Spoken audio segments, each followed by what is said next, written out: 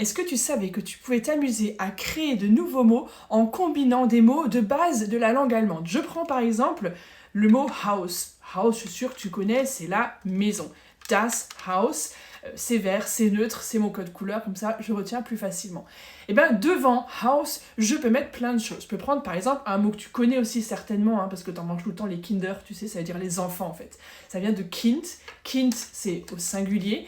Kind, alors il faut rajouter, parce que généralement dans une maison pour les enfants, bah oui t'as compris, et ben il y en a souvent plusieurs, donc c'est plutôt Kinderhaus. Et donc ça peut être par exemple un ensemble avec une école maternelle et une crèche, on va appeler ça un Kinderhaus, c'est la maison des enfants, donc on rajoute le ER. Mais tu peux prendre autre chose, par exemple tu peux prendre un adjectif, voilà, par exemple hoch, hoch, c'est le fait d'être haut, hein, ça ressemble hoch en haut, et ben Hochhaus c'est une maison haute, donc c'est un immeuble.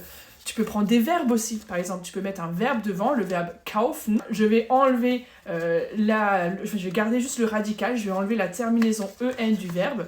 Et donc là, on va avoir kauf, voilà, on le voit, Kaufhaus. Kaufhaus, c'est la maison où on achète. Bon, bah, c'est le magasin, hein, c'est assez logique. Et puis, je peux prendre aussi un autre adjectif ici qui est krank. Krank, c'est le fait d'être malade. Et donc là, pareil, comme on l'a fait aussi à d'autres fois, là, c'est souvent, c'est la maison où il y a beaucoup de malades. Donc on va rajouter un pluriel, hein. Kranken, on rajoute en. Krankenhaus, c'est la maison des malades. Bah, c'est l'hôpital en fait, hein. C'est là où on va quand on n'est pas bien. Et puis, allez, un petit dernier, on rajoute avec un nom, masculin en bleu, c'est toujours mon code couleur, Gasthaus. Gast, c'est l'invité, donc c'est la maison des invités.